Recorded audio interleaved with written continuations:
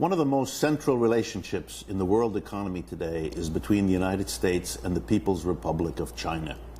It is a relationship fraught with tension, contradiction, and it is fundamentally bizarre. On the one hand, these are, in some sense, enemies, people who represent, or countries that represent, very different ways of organizing society. The leading capitalist country of the world, the United States, and the leading communist country in the world, the People's Republic of China. And yet, they're drawn together. They're tied in a kind of relationship that in other fields would be called codependency, full of all kinds of trials, tribulations, and dangers that we need to be aware of. Let's begin as follows to see this. The United States is the largest debtor country in the world. That is, the United States owes other countries more money than any other country in the world. But that's only the half of it. The largest creditor of the United States, the country that has lent the most to the country that's most in debt, is the People's Republic of China. They own somewhere between $1.5 and $2 trillion worth of the debt of the United States. The world's largest communist country is the creditor to the world's largest capitalist country. Makes you want to think, what's going on? In fact, the relationship now has been codependent for a long time.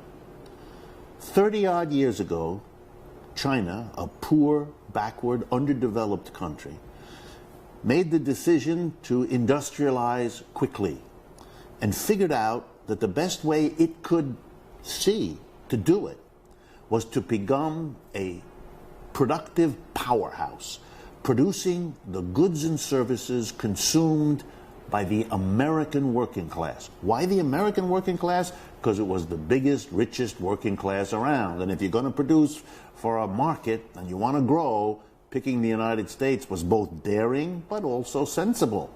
And they went to work and they asked themselves, how are we going to do this? They didn't have the capital, the money with which to begin. They didn't have the technology.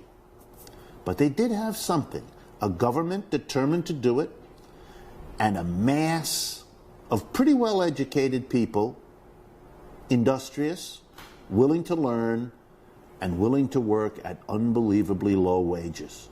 So the Chinese invited the United States and other countries to bring capital into China. They would create very favorable conditions for that capital to be invested. Into producing what? Into producing the same goods these companies were producing in their home country, like the United States above all. So it said to American companies, here's a deal you can't refuse. You're selling $5 worth of something that it cost you $3 to make. Come to China. It'll only cost you $1 to make. And you can still sell it in the United States for $5, and you'll pick up the difference. In short, you'll make much more profit coming to China than you ever can or will in your own country. To make a long story short, it worked. Over the last 30 years, huge numbers of American corporations shifted production out of the United States and into China, and other companies from other countries did likewise.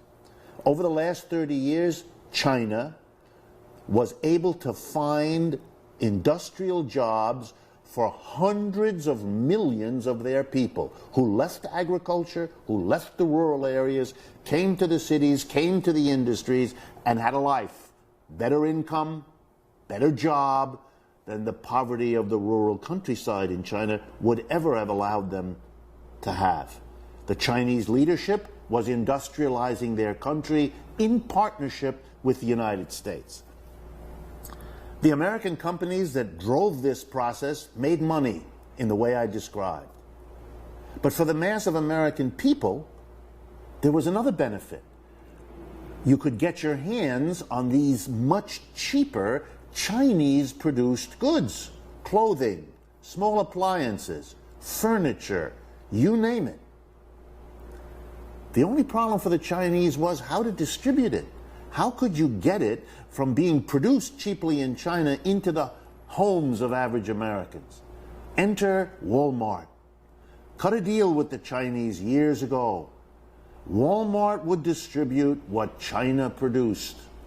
And so China found a partner a company that would distribute inexpensive Chinese competitors for American-produced goods, often produced by American companies in China.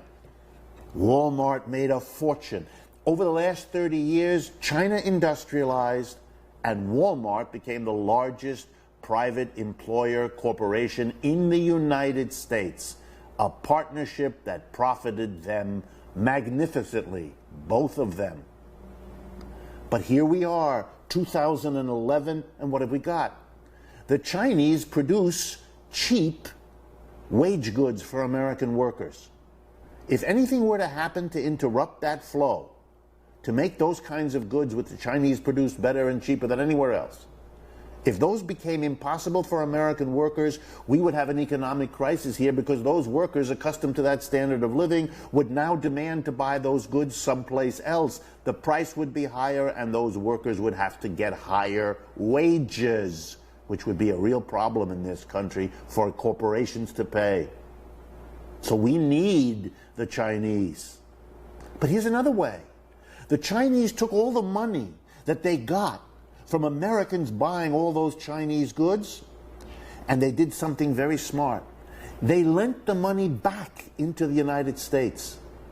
They bought treasury bonds. They flooded the American banking system with those dollars that we paid the Chinese to get the goods. In a peculiar way, it was like the Marshall Plan after World War II, when the United States lent money to Europe, which the Europeans used to buy goods from America. Today, the Chinese lend us the money we use to buy the goods from China, which gives them the money to lend us, and so it goes. They are our creditors. They are the producers of what we consume. We need them. But they also need us. Without the Americans to buy, the Chinese economy couldn't have industrialized and couldn't succeed today. So we need each other, we depend on each other, we don't trust each other. An extraordinarily precarious, dangerous situation, produced by the desire of China to industrialize and the vulnerability of America to the profit-making decisions of its corporate sector.